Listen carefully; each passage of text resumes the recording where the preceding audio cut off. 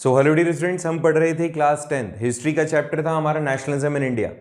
Previously बहुत सारे lectures हम देख चुके हैं ऑलरेडी एंड उसके बाद में लास्टली जो हमने पढ़ा था टाइमलाइन एक बार डिस्कस किया था आपके साथ में।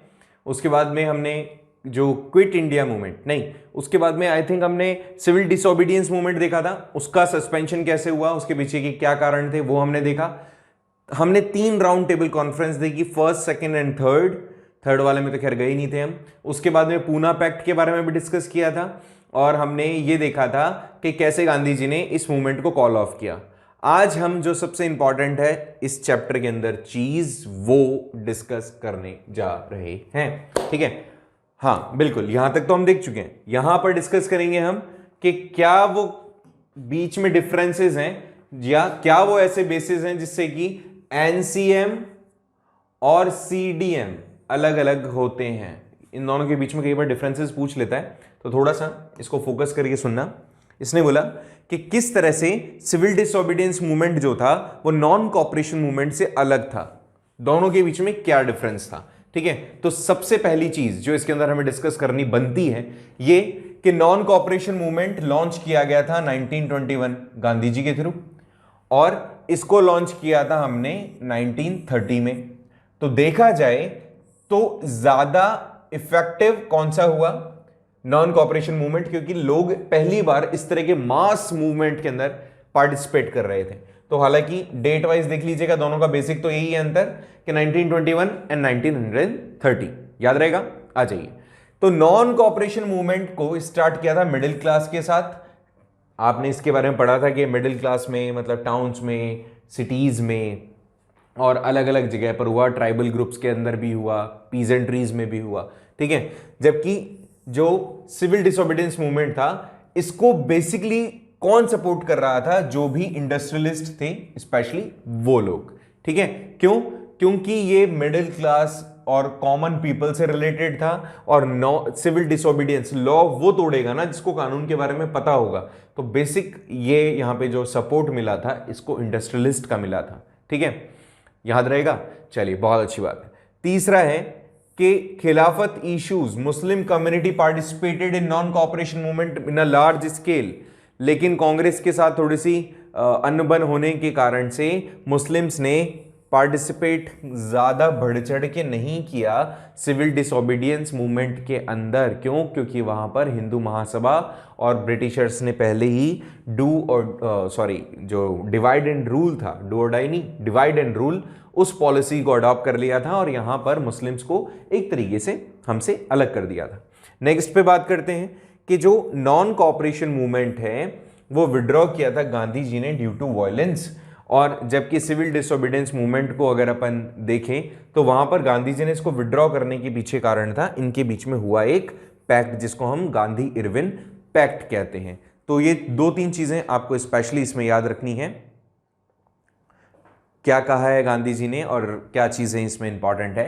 तो इसने कहा कि भैया जो सिविल डिसोबीडियंस या नॉन कॉपरेशन मूवमेंट है उसको विड्रॉ किया था गांधी जी ने ड्यू टू वायलेंस, जबकि इसमें ऐसा कुछ नहीं था। नेक्स्ट के अंदर बात करें कि नॉन कॉपरेशन मूवमेंट जो था इसमें विमेन ने पार्टिसिपेट नहीं किया था, लेकिन सिविल डिसोबीडियंस मूवमेंट के अंदर गांधी जी को सपोर्ट करने और अपने लोगों को सपोर्ट करने के लिए जो महिलाएं थी उन्होंने बहुत बढ़ चढ़ के हिस्सा लिया था। यहां तक कोई तकलीफ तो बता दो, मेरे हिसाब से तो नहीं आनी चाहिए। नेक्स्ट क्वेश्चन पे बात करते हैं। पहले तो चलो उसको एक बार वापस से रिवाइज कर लेते हैं, उसके पहले थोड़ी सी ब्राइटनेस बढ़ानी पड़ेगी, मुझे लग रहा है ब्राइटनेस थोड़ी सी कम है। Now perfect. देखिए वापस से एक बार रिवाइज कर लें, छोटा सा रिकैप कर लेते हैं। यहां पर इसने क्या कहा है, फर्स्ट पॉइंट में इसने कहा कि देखो क्वेश्चन पूछेगा ना तुमसे अगर, तो बेसिकली इस तरह का ही क्वेश्चन पूछेगा, तो आप लोगों को थोड़ा सा ये याद रहना चाहिए, ठीक है। तो कैसे क्या हुआ है, कैसे अलग है, तो ये गांधी जी ने 1921 में, जबकि ये 1930 में एक तरीके से स्टार्ट किया। इसके अंदर मिडिल क्लास ने पार्टिसिपेट किया, कॉमन पीपल ने पार्टिसिपेट किया, जबकि सिविल डिसोबीडियंस मूवमेंट के अंदर जो लोग थे ज्यादा कौन से थे, इंडस्ट्रियलिस्ट थे। दूसरी बात, Muslim community non cooperation movement में तो आपके साथ थी, बट सिविल डिसोबीडियंस मूवमेंट के अंदर वो ज्यादा आपके साथ नहीं आ पाई, क्योंकि उस टाइम तक ब्रिटिशर्स ने इनके बीच में और कहीं ना कहीं जो हमारे जो लोग हैं उनके बीच में रिलीजन को लेकर के मतभेद जो थे वो पीक पर आ चुके थे। और उसके बाद में नॉन कॉपरेशन मूवमेंट की बात करें तो गांधी जी ने विड्रॉल किया था due to violence, Chaura Chauri में जो हुआ, जबकि सिविल डिसोबीडियंस मूवमेंट के अंदर इसका विड्रॉल करने के पीछे कारण जो था वो था लॉर्ड इरविन के साथ में हुआ pact, Poona pact, sorry Gandhi Irwin pact. ठीक है, नेक्स्ट था बेटा कि नॉन कॉपरेशन मूवमेंट के अंदर विमेन ने ज्यादा पार्टिसिपेट नहीं किया था, जबकि सिविल डिसोबीडियंस में उन्होंने पार्टिसिपेट किया था। यहां तक ये हमारा मेरे हिसाब से आपको क्लियर हो गया होगा। ओके, ये किस तरह से जो अलग अलग लोग हैं उन्होंने मूवमेंट को देखा है। ओके, बहुत ही सही है। ये कौन सी की बात कर रहे हैं हम सिविल डिसोबीडियंस मूवमेंट की बात कर रहे हैं। Civil disobedience movement, SDM, CDM। तो देखिए कैसे इस मूवमेंट के अंदर लोगों ने पार्टिसिपेट किया। सबसे पहली चीज, ये 4-5 सेक्शंस हमने बना दिए।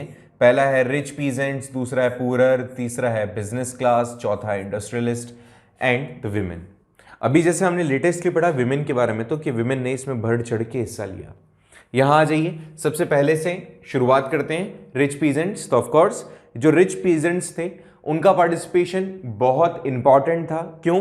क्योंकि जो रिच पीजेंट्स हैं बेसिकली कैश क्रॉप्स ग्रो करते थे, और कैश क्रॉप ग्रो करने के कारण इनकी जो कैश क्रॉप कौन सी होती है जिसको तुरंत ही आप बेच दो और आपको कैश मिल जाए, सिंपल सी बात। तो ये इस तरह की हार्वेस्ट ग्रो करते थे, मतलब सिंपल सी बात है प्लांटेशन का काम करते थे स्पेसिफिकली कहूं तो इन लोगों ने उनको अपनी जो क्रॉप थी वो देने से मना कर दिया। लॉ तो यही है ना कि तुम जो भी ग्रो कर रहे हो वो हमें दोगे, ठीक है, तो उन्होंने देने से मना कर दिया। इसके कारण से इनका जो पार्टिसिपेशन है वो काफी अहम माना जाता है। ठीक है, तो इन्होंने जो सपोर्ट करना था वो बंद कर दिया, उनको कैश क्रॉप देने से मना कर दिया, टैक्सेशन देने से मना कर दिया। दूसरे में बात करें पुअरर पीजेंट्रीज की बात करें अगर हम, तो जो बेसिकली पुअरर वो पीजेंट्रीज हैं जिनके पास में लैंड नहीं है और जो लेबर वर्क कर रही हैं, तो ये क्या कर सकते हैं? कानून तो यही है कि आपको वहां जाना है, काम करना है, इन्होंने वो करने से मना कर दिया। साथ में इनकी डिमांड ये थी कि आप जो हम पे टैक्सेशन लगा रहे हो तो वो एक तो बंद कर दो, दूसरी चीज हमें जो रेंट आप दे रहे हो वो भी रिलीज करो, रेंट फ्री हमें जमीनें दो। अदरवाइज ये लीज पर देते थे इनको और जमीनें, और ऐसे में ये काफी ज्यादा इनसे पैसा वगैरह लिया करते थे। तो इनका कंसेप्ट यही था कि हम आप लोगों को अब कोई भी जो जमीनें हमने लीज पर ले रखी है आपसे, वो हम उसका पैसा आपको नहीं देंगे। बिजनेस क्लास की बात करें तो ऑफकोर्स बिजनेस क्लास इंडस्ट्रियलिस्ट काफी ज्यादा चीजें एक्सपोर्ट और इंपोर्ट करते थे। इनका बेसिक कंसेप्ट था अपने बिजनेस को आगे बढ़ाना, फैलाना। ब्रिटिशर्स जिन जिन से मना करते थे ट्रेड करने के लिए, अब हमने उनके साथ ट्रेड करना शुरू कर दिया था। जो चीजें हम एक्सपोर्ट करते थे और इंपोर्ट करते थे ब्रिटिशर्स से या ब्रिटिशर्स को, उन सब चीजों को हमने एक तरीके से बंद कर दिया था। दूसरे कंट्रीज के साथ हमारा जो ट्रेड रिलेशन था वो मेंटेन हम करना शुरू कर गए थे। इस क्लास की स्पेसिफिकली बात कर रहा हूं, ठीक है। तो टैक्स भी नहीं देना, उनके साथ ट्रेड भी नहीं करना। नेक्स्ट पे बात करूं अगर मैं इंडस्ट्रियल वर्किंग क्लासेस की बात करूं तो हाँ, इनका पार्टिसिपेशन कंपेरेटिवली इन सबसे ज्यादा कम था। इंडस्ट्रियल वर्किंग क्लास जो थी वो ज्यादा इंटरेस्टेड नहीं थी सिविल डिसोबीडियंस मूवमेंट में। हाँ, लेकिन अगर नागपुर के एरिया की, नागपुर रीजन की अगर आप बात करते हो तो नागपुर रीजन के लोग जरूर काफी ज्यादा इंटरेस्टेड थे हमारे साथ सिविल डिसोबीडियंस मूवमेंट के अंदर। जो इंडस्ट्रियल वर्कर है इनको ऑब्वियसली जब कामी इंडस्ट्रीज ही नहीं चलेगी तो इनको प्रॉब्लम होगी। तो maximum people were not interested to take participation in such kind of movements. So इसमें इन्होंने क्या किया, कम नागपुर रीजन के अलावा मैक्सिमम जो जगह थी वहां पर इन्होंने ज्यादा पार्टिसिपेट नहीं किया। बट हाँ, they also done they max जो भी ये कर सकते थे उतना इन्होंने किया। विमेन ने भी कई सारी जो कुरीतियाँ थी, लीकर शॉप्स थी या फिर नशे की जो चीज़ें थी वो ज़बरदस्ती हमारे साथ में इन्वॉल्व कर दिया जाता था अपनी बात मनवाने के लिए। तो विमेन ने उसका भी पार्टिसिपेट किया, उसके अगेंस्ट गई, अपने ऑर्गेनाइजेशंस बना लिए, अपने ग्रुप बनाए और लोगों को अवेयर करने लगी। इवन पहली बार खुल के सामने आ रही थी किसी भी तरीके के प्रोटेस्ट में। तो yes, women also given their best participation in such movement. तो विमेन का पार्टिसिपेशन भी बहुत इंपॉर्टेंट था इसमें। मेरे हिसाब से ये भी आपको क्लियर हो गया होगा।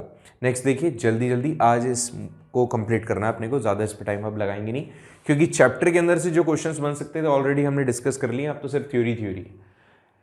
सिविल डिसोबीडियंस के अंदर क्या क्या कमियां थी, तो पहली सबसे बड़ी कमी थी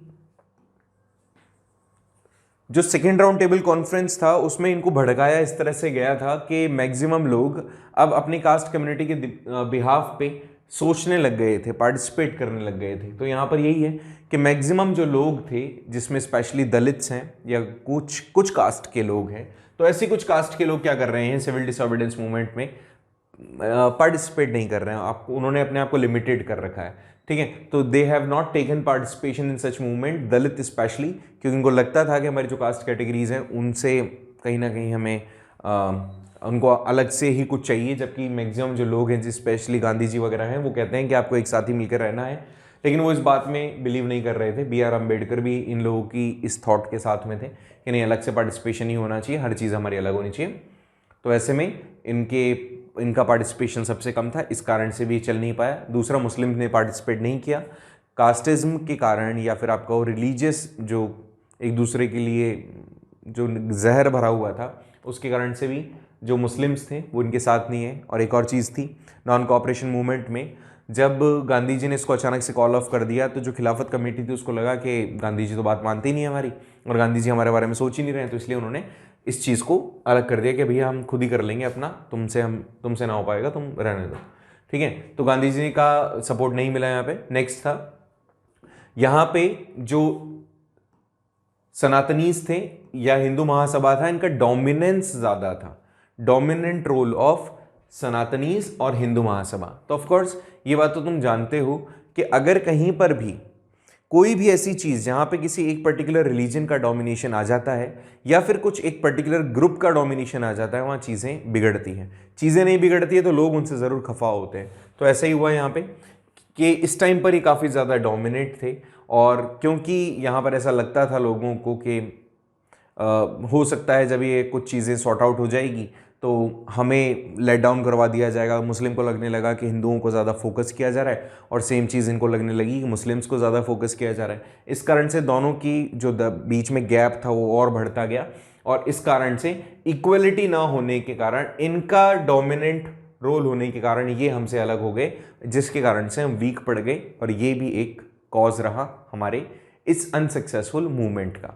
नेक्स्ट के बारे में बात करें तो बी आर अम्बेडकर इस बात पे फोकस कर रहे थे कि किसी भी तरीके से हमारी जो दलित ग्रुप है या डिप्रेस्ड क्लास है उसको स्पेसिफिकली आपको मौका देना चाहिए इलेक्शंस के अंदर, या फिर इनकी सीट्स को रिजर्व कर देना चाहिए, या इनके इलेक्शंस ही अलग होने चाहिए। गांधी जी कह रहे थे नहीं, ऐसा नहीं होना चाहिए। तो गांधी जी और अम्बेडकर के बीच में ही आपस में ही इस तरह के कॉन्ट्रडिक्शंस क्रिएट हो गए, जिसका फ़ायदा उठाया गया उनके थ्रू, और ये हमारे मूवमेंट को अनसक्सेसफुल करने में या इसको एक तरीके से लिमिटेड करने में इनका भी एक इनडायरेक्ट रोल रहा कि इनके बीच में क्लैशेस हो गए, और जो ग्रुप एक दूसरे का, जो कम्युनिटी एक दूसरे को सपोर्ट कर रही थी, यहाँ पर कुछ इनके सपोर्टर और इनके सपोर्टर आपस में आमने सामने हो गए। और फिर अलग अलग लोग जो अलग अलग तरीके से इसमें इन्वॉल्व हुए थे अपने अपने एस्पेक्ट्स को लेकर के, अपने अपने गोल्स को लेकर के, वो एक कलेक्टिव यूनिटी नहीं दिखा पाए, नेशन के लिए वो अपना इंटरेस्ट शो नहीं कर पाए। सब अपने अपने रोल्स को लेकर आ रहे हैं। अगर पीजेंट्स नहीं हैं तो वो टैक्सेशन के लिए, या फिर क्रॉप्स के लिए, इंडस्ट्रियलिस्ट हैं तो अच्छे बिजनेसेस के लिए, बड़े बिजनेसमैन हैं तो वो अच्छे प्रॉफिट्स के लिए, और जितने भी जैसे इंडस्ट्रियलिस्ट की बात करें, वर्कर्स की बात करें, तो सब अपना अपना प्रॉफिट यहाँ पर लेकर आए हैं। मुस्लिम्स की बात कर रहे थे तो वो अपना जो ओहदा था, जो अपना पद था, उसको बचाने के लिए आए थे, और हिंदू महासभा वाले जो लोग थे वो ये चाह रहे थे कि हमारा डोमिनेशन पूरे नेशन पे बना रहे। तो सबका अपना अपना इंटरेस्ट था। जो एक ही कॉमन इंटरेस्ट जिसको नेशनल इंटरेस्ट कहते हैं उस तक वो नहीं पहुंच पाए, जिसके कारण से ये बीच में ही जो मूवमेंट था उसको कह सकते हो ख़त्म करना पड़ा, रोकना पड़ा, और ये अनसक्सेसफुल रहा। ठीक है, तो ये थे इसकी कुछ लिमिटेशंस। मेरे हिसाब से आपको ये लिमिटेशंस पता हो गई होगी। चलिए आगे देखते हैं नेक्स्ट क्या टॉपिक है। अब तो बिल्कुल ख़त्म होने को है। यहाँ इसने कहा कि अगर हम इस पूरे ओवरऑल चैप्टर को देखें तो जो नेशनलिस्ट जो सेंटिमेंट्स थे वो आप तक कन्वे कैसे हुए, मतलब लोगों को कैसे लगा कि वी ऑल आर इक्वल। तो कौन से वो कंसेप्ट हैं जिनके थ्रू हमारे में कलेक्टिव बिलोंगिंगनेस हमें फील होती है, हमें सेंस मिलता है एक जैसे होने का। तो देखिए क्या क्या है कि जब नेशनलिस्ट हम आइडियाज़ को देखते हैं तो हम अलग अलग कम्युनिटी से, अलग अलग रीजन से, अलग अलग भाषा बोलने वाले लोग हैं, बट फिर भी कई तरीकों से हमें लगता है कि वी आर कॉमन। तो क्या वो चीज़ें हैं? तो उसमें सबसे पहली चीज़ है कि हमें आपस में एक जो हमारा एक कॉमन नेशन है, हम सबके अंदर ये फीलिंग है जब भी हमारे नेशन की बात आती है तो हम चाहे किसी भी रीजन से बिलोंग करते हो, हमें महसूस होता है कि वी आर इक्वल। किसी भी देश में आप चले जाएं, वहाँ पर अगर कोई पर्सन आपको मिलता है और वो हिंदी बोलता हुआ अगर आपको मिलेगा तो लगेगा कि हाँ ये कोई अपना है, ठीक है। या फिर किसी दूसरे एरिया में आप जा रहे हैं, वहाँ पे कोई नॉर्मल, हमारे इंडिया बहुत बड़ा है तो किसी दूसरे स्टेट में आप जा रहे हैं, वहाँ पे उनकी भाषा सुन रहे हैं, अचानक से आपकी टोन में बोलने वाला पर्सन आपको मिल जाएगा तो लगेगा हाँ यार ये अपना है। तो इस तरह का ये जो फीलिंग है ना, ये हमारे इंडिया को एक साथ जोड़े रखता है। तो ये वाला पॉइंट सबसे इंपॉर्टेंट था। दूसरा, कुछ इस तरह के मूवमेंट हुए ब्रिटिशर्स के अगेंस्ट में, उनके क्रूअल जो उनका रूल था उसके अगेंस्ट में, जिसके कारण भी हमें पता चला कि हमें मिलकर के लड़ना पड़ेगा, तभी हम इस चीज़ से फ्री हो सकते हैं। चाहे वो 1957 की रिवॉल्ट हो, नॉन कॉपरेशन मूवमेंट हो या सिविल डिसोबीडियंस मूवमेंट हो, इन सब के बिहाफ पे हमें यही फील होता है कि हम सब एक थे और हमें मिलकर के इनके अगेंस्ट में लड़ना ज़रूरी है। बेटा इसका थर्ड पॉइंट अगर अपन देखें तो ऑब्वियसली हमारी सबकी जो हिस्ट्री है वो कॉमन रही है। This common history gives us the commonness. हमें ये जो कॉमन हिस्ट्री हमारी रही कि हम पे इतने टाइम तक अत्याचार होता रहा, तो हमें जब भी हम ऐसी कुछ स्टोरी सुनते हैं ना, हालांकि हम पर तो नहीं हुआ, बट क्यों हम ब्रिटिशर्स से इतना हमें नफरत सी है, जस्ट बिकॉज कि हमारी हिस्ट्री कॉमन है। तो जब ये चीज़ें हम सुनते हैं तो हमें लगता है कि यार इसके साथ भी वही हुआ था जो हमारे साथ हुआ। That is why we all people are equal, common, और ये कहीं ना कहीं हमें कॉमन बनाता है, कॉमन बिलोंगिंगनेस है। नेक्स्ट है हमारे कुछ कॉमन फोकलर्स हैं, सॉन्ग्स थे, कुछ प्रिंट्स थे, कुछ सिंबल्स थे, जिसके कारण से भी जो हमारे नेशनलिस्ट सेंटिमेंट्स हैं वो ग्रो हुए। क्या थे ये? जैसे सबसे पहले अगर मैं बात करूं तो भारत माता पोर्ट्रेट, ये क्या है? एक तरीके का सिंबल। जब भारत माता पोर्ट्रेट दिखाया जाता है तो हमें लगता था कि यस, इसके कारण से, मतलब इस पोर्ट्रेट के कारण से लोगों में अवेयरनेस आई। पहली बार हमने देखा हमारे देश को एज अ मतलब गॉडेस, ठीक है। ये सबसे पहली बार किसने इंट्रोड्यूस किया? अबिंद्रनाथ टैगोर, नेफ्यू ऑफ रविंद्रनाथ टैगोर। भारत माता पोर्ट्रेट बनाया गया जो कि एक टाइप का इंडिया को कंसीडर करवाया गया था गॉडेस, पहली बार ऐसा हुआ। और गॉडेस किसका? हर देश के अंदर बहुत सारे रिलीजन का एक धरती, भूमि, जगह, ठीक है, अलग अलग रिलीजन की भूमि, ठीक है, इसको कहा गया India is a goddess.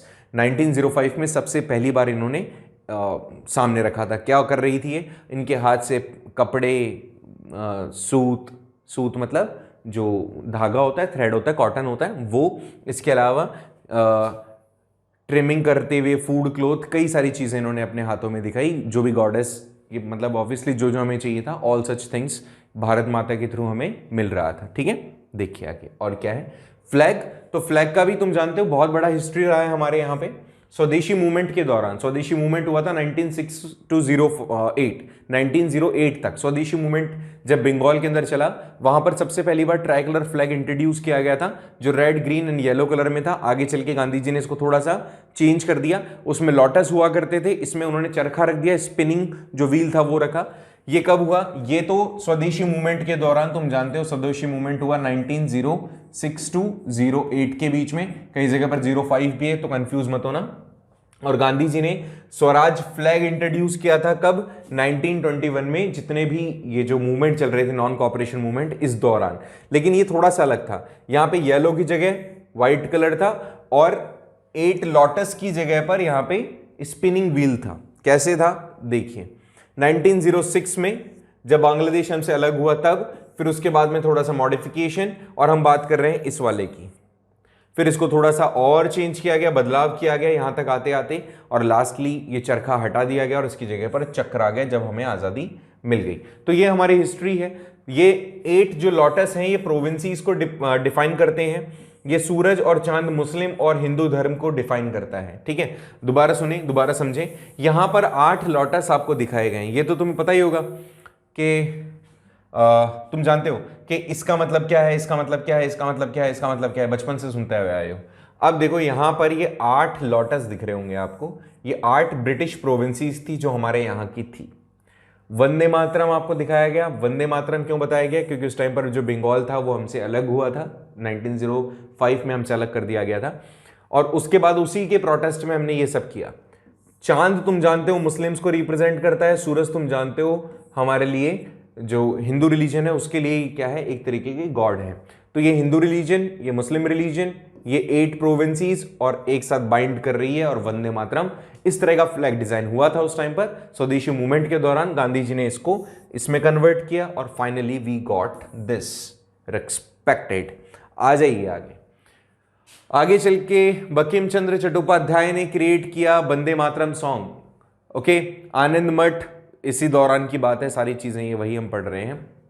Bankim Chandra Chattopadhyay आनंद मठ नाम की इन्होंने एक नॉवेल लिखी 1970 में। वहाँ पे उन्होंने जो भारत माता थी उसको थोड़ा सा पोर्ट्रेट किया, इमेज उनकी जो थी उसको अलग तरीके से रिप्रेजेंट किया इन्होंने। और ऐसे ही दूसरे और भी कई हमारे यहाँ पर लोग थे और इन लोगों ने लोगों को इंस्पायर किया, कहीं ना कहीं इनके साथ मतलब जोड़े रखा, और इनकी जो भी इनके राइटिंग्स थी, जो भी इनके रिटर्न डॉक्यूमेंट्स थे, या फिर आप कह सकते हैं नॉवेल्स हो गया, इनकी बुक्स हो गई, उसके थ्रू लोगों को इंस्पायर करना इन्होंने कॉन्टिन्यूस रखा, शुरू रखा।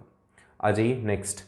यहाँ पर और एक और बात करें तो हमारी जो हिस्ट्री रही, ब्रिटिशर्स ने जिस तरह से जो इंडियंस थे, ब्रिटिशर्स क्या करते थे, इंडियंस को बहुत अलग तरीके से दिखाया करते थे अपने देश में, और इसी के कारण से हम लोग काफ़ी ज़्यादा खफा थे। किन से? ब्रिटिशर्स से। उस चीज़ को भी बदलना था हमें। इस चीज़ ने भी कहीं ना कहीं हमें एक मौका दिया कि इनको सबक सिखाना ज़रूरी है। वो दिखाते थे हम गरीब हैं, बहुत बैकवर्ड हैं, इस तरह की चीज़ें जो ब्रिटिशर्स ने दिखाई, we need to change that, और हमने उसको किया।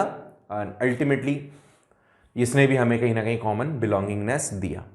फिर आगे तुम जानते हो, अगर हम पास्ट के अंदर थोड़ा सा पीछे चले जाएं तो हमने बहुत सारी अचीवमेंट्स गेन की है, बहुत जगह पर हमने डेवलपमेंट किया, चाहे हम लिटरेचर में बात करें, मैथमेटिक्स में बात करें, साइंस में बात करें, कल्चरली बात करें, all things we have achieved. कोई भी ऐसा आज एक फील्ड नहीं है जहाँ पर इंडियंस ना हो, तुम जानते हो उसके बारे में। म्यूज़िक हो, साइंस हो, आर्ट हो, लिस्ट खत्म हो जाएगी लेकिन हमारे अचीवमेंट्स खत्म नहीं होगी। इतने साल हम पे रूल किया किसी और ने, बट उसके बावजूद भी हम आज जहाँ स्टैंड करते हैं, शायद कोई दूसरा देश होता तो नहीं कर पाता। आज जो पाकिस्तान हमको आंख दिखाता है ना, वो भी हमसे ही रिलेटेड है, हमसे ही बना हुआ है, हमारा ही टुकड़ा है। तो ये चीज़ें हैं भैया, उनको क्या बताएं, बच्चा है अभी। चलिए आगे देखिए, नेक्स्ट पे बात करें, कॉन्क्लूजन क्या निकलता है इस चैप्टर के लास्ट में। अगर आ जाते हैं और कॉन्क्लूजन तक अगर हम पहुंच जाते हैं, तो ऑफ कोर्स जो कांग्रेस थी उसके लीडर थे गांधी जी। उन्होंने ऑर्गेनाइज किए मूवमेंट फॉर इंडिपेंडेंस, अलग अलग ग्रुप क्लासेस ने पार्टिसिपेट किया इन मूवमेंट्स में। हमारी जो एक्सपेक्टेशंस थी, हमारी जो नीड्स थी, और इवन हमारी जो एक देश को लेकर की इच्छा थी, उस चीज़ को हमने अचीव किया।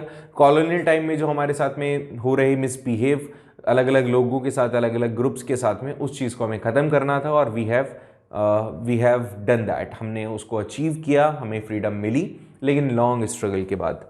कंक्लूजन में इतना ही था।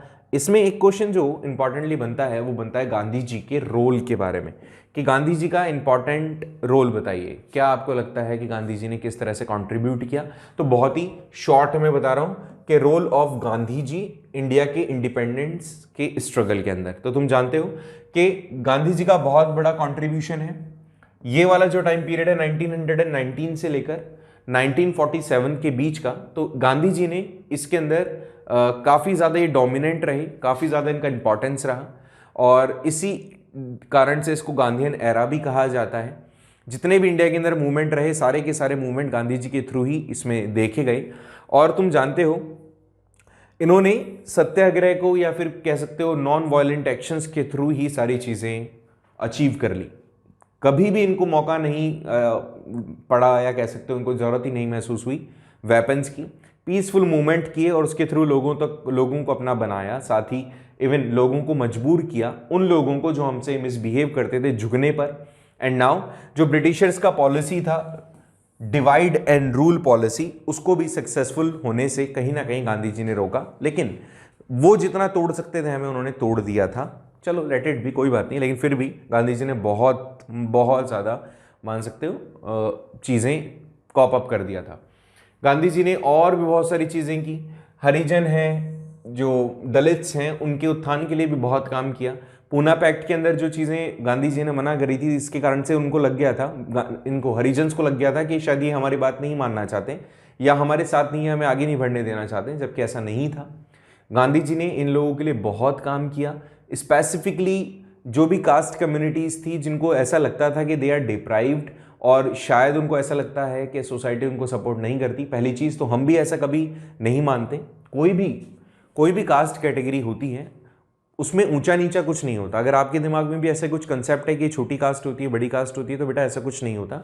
आप लोगों को ध्यान रखना है कि ये 1947 से पहले ही गांधी जी ने पूना पैक्ट जब हुआ ना, उस दौरान ये चीज़ को, कंसेप्ट को क्लियर कर दिया था। हालांकि एक कारण ये भी था सिविल डिसोबीडियंस मूवमेंट के अनसक्सेसफुल होने का कि गांधी जी इस पे फोकस काफ़ी ज़्यादा करने लग गए थे, दलित जो कैटेगरीज थी उन पर, कि इनको ये महसूस ना हो कि हमने कहीं ना कहीं इनको पीछे छोड़ दिया, जबकि ऐसा नहीं था। ये हमारे बहुत इक्वल पार्ट है, हमारे देश का हिस्सा है। दलित होना, ना होना, अपर कास्ट से होना, लोअर कास्ट से होना, ये सारी चीज़ें बकवास है, कुछ नहीं होता ऐसा, ठीक है। तो गांधी जी ने इन लोगों के लिए भी बहुत काम किया, स्पेसिफिकली जो लेबर क्लास थी उनके लिए भी बहुत काम किया।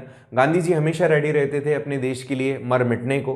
काफ़ी सारे अपने लाइफ में रिस्क लिए, कई बार जेल गए और कई बार इनको लाठी चार्ज को भी झेलना पड़ा, ठीक है।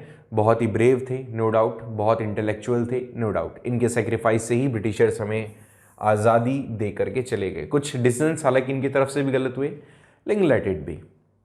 काफ़ी सारे मूवमेंट करे, जैसे Satyagraha movement, civil disobedience movement, quit India movement, इनमें इनका बहुत इंपॉर्टेंट रोल था। और इस तरह से अपने आप को सेक्रीफाइस करते हुए अपने सेल्फ रिलायंस के लिए कई सारे लोग they have taken participation in such movement.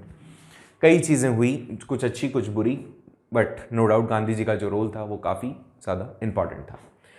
Last आ जाता है क्विट इंडिया मूवमेंट। इसको मैं स्पेसिफिकली बताऊं तो अगर आप देखेंगे क्विट इंडिया मूवमेंट के बारे में, तो quit India movement Congress committee के थ्रू स्टार्ट किया गया मूवमेंट था, जिसमें लास्टली इन्होंने कह दिया था 8 अगस्त 1942 को बॉम्बे के अंदर के भैया अब किसी भी तरीके से आपको हम टॉलरेट नहीं करेंगे, नॉन वायलेंट फॉर्म में हम काम करते रहेंगे, गांधी जी जैसा बोलते हैं, लेकिन अब आपको यहां से जाना पड़ेगा।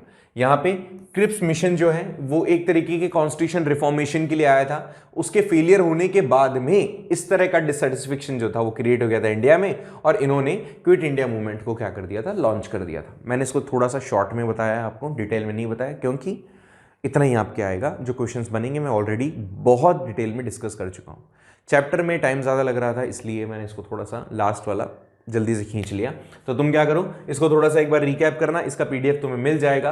कोई अगर आपको प्रॉब्लम हो तो आप पूछ लीजिएगा, ठीक है।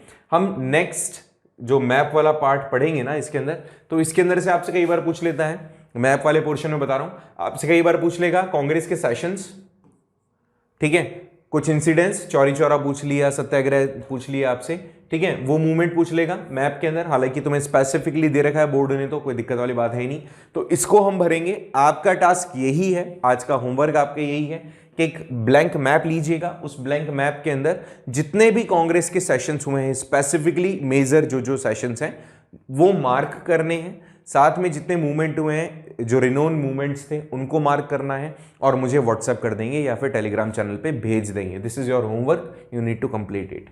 और जो बच्चे अभी बोर्ड की प्रिपरेशंस कर रहे हैं टर्म 1 के लिए, उनको ऑल द बेस्ट। होपफुली आप हमारी टेस्ट सीरीज कॉन्टिन्यूसली दे रहे होंगे। और अगर आपको नहीं पता है तो भैया टेस्ट सीरीज चल रही है हमारी बोर्ड के, पहले उसको जरूर दे लेना, बहुत अच्छे क्वेश्चन हैं उसमें। Thank you so much for joining the class. मिलते हैं नेक्स्ट चैप्टर के साथ में नेक्स्ट लेक्चर के अंदर। तब तक के लिए see you, have a nice day.